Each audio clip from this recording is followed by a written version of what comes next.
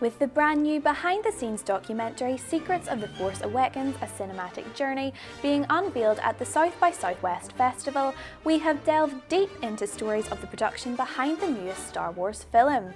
We've gathered together some of the most interesting reveals to bring you 10 things you didn't know about Star Wars The Force Awakens.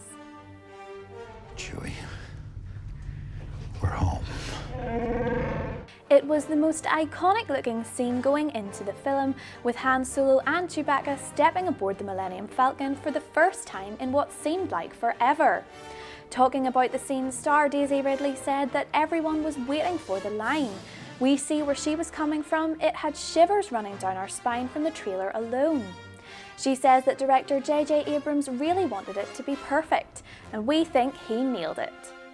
There's even a shot of him mouthing the words "Oh my God" to the camera upon its delivery. Priceless. When it came to directing, it was Abrams' job to bring the best performances out of his cast. After Ford's final farewell to the set, Abrams delivered a speech to the cast and crew, saying that Ford was a man who was a hero to us before this movie, but he is even more so today. It brings tears to Ford's eyes, and understandably, as he brought the curtain down on a 40-year Star Wars career. When it came to the look of Kylo Ren, costume designer Michael Kaplan says JJ looked at hundreds of sketches before he was happy with it. Adam Driver, the man behind the mask, says it was slipping into the outfit that helped him the most. Putting it on was such an event, he says.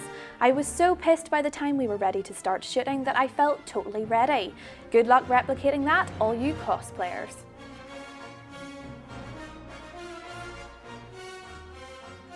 The photo taken of the cast at the first table read raised many questions, mostly about why Daisy Ridley was sitting between Harrison Ford and Carrie Fisher, prompting many to speculate that she was playing Han and Leia's daughter.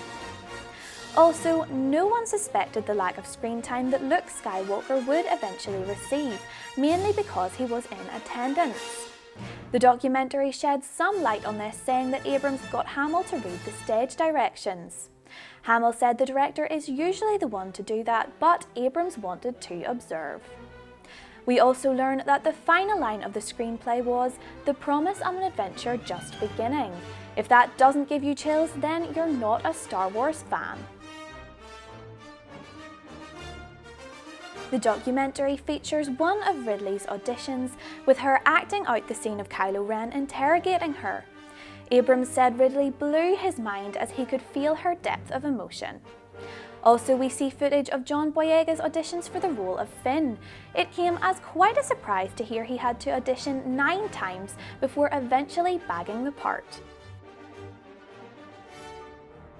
The duo of BB-8 and Rey make a formidable team, and out of their initial scenes together, a bond was formed, leading Ridley to request more time with the droid. We are pretty grateful for this because her scenes with BB-8 were some of the funniest and most heartwarming in the film. If one man knows a thing or two about the Millennium Falcon, it's Harrison Ford.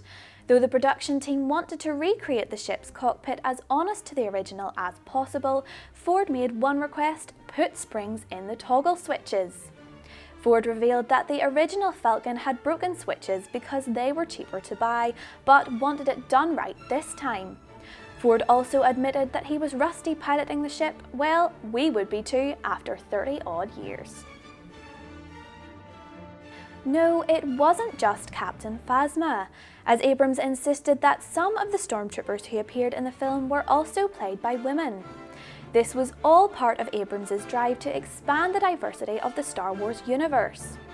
Of course, that will continue with Episode 8, as it's already been confirmed that Phasma will have a bigger part than she did in The Force Awakens. With Ridley at the heart of the new adventure, and with Laura Dern and Kelly Marie Tran also joining the cast, it's safe to say that Abrams has achieved his aim for more diversity. The Force Back is simply the flashback scene in the movie where we see Rey have some dramatic Force visions. However, it was originally meant to have Maz Kanata recount the history of the franchise, as well as explaining the events that happened in the gap between Return of the Jedi and The Force Awakens. It was revealed that the producers decided it would be more powerful having Rey experience it, rather than just hear Maz tell a story. We think they got that one right. Anyone in Hollywood tried to get onto the set of The Force Awakens. We know about the likes of Simon Pegg and Daniel Craig making cameos, but the documentary shows other famous visitors such as Lord of the Rings director Peter Jackson and Star Trek actor Carl Urban. Having Jackson there was cool, in particular bringing together the worlds of Middle-earth and Star Wars. That's all from us, but make sure to subscribe to SquareEyed for more Star Wars videos, and you can click now to check out how Episode 8 will pick up from The Force Awakens.